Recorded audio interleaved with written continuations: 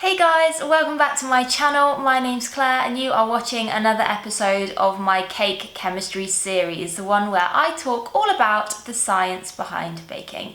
If you are enjoying these videos so far, please do remember to give them a thumbs up, subscribe to my channel and hit the notifications button so that you don't miss any of the latest updates from me. And of course, if you've got any questions or topics you'd like me to cover in the future, please do pop them in the comments below or come and say hello to me over on Instagram. Flour is one of the main ingredients we use in baking, and you're likely to see it in most recipes for cakes, biscuits, pastries, breads, etc. I'm talking here about wheat flour, which is a cereal grain. When mixed with water, it forms gluten, a vital structure builder in baked goods.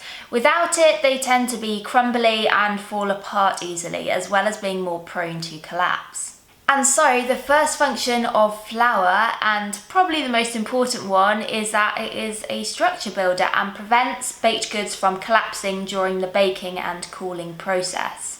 This structure comes mostly from gluten and starch. As I spoke about in a previous video, which I will link below, gluten is formed from two proteins, glutenin and gliadin, when mixed with water.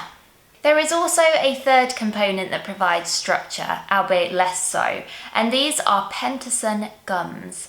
These gums may only play a very small role, however it is said that they form their own structure and may interfere with gluten, perhaps strengthening it further. The importance of each type of structure builder depends on the type of flour being used and the ratio of ingredients in the recipe. For example, cake flour and non-wheat flours contain very little gluten, and so starches and gums become the main sources of structure.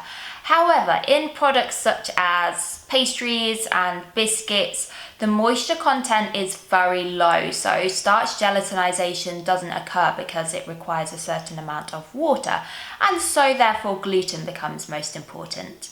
The second function of flour is its ability to absorb liquids such as water.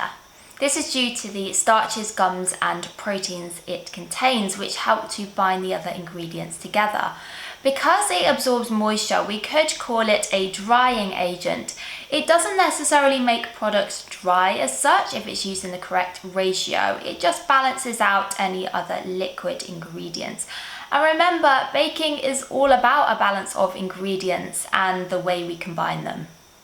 As with most ingredients, flour provides flavour. This will of course vary depending on the variety of flour used, but wheat flour tends to provide a fairly subtle and slightly nutty flavour.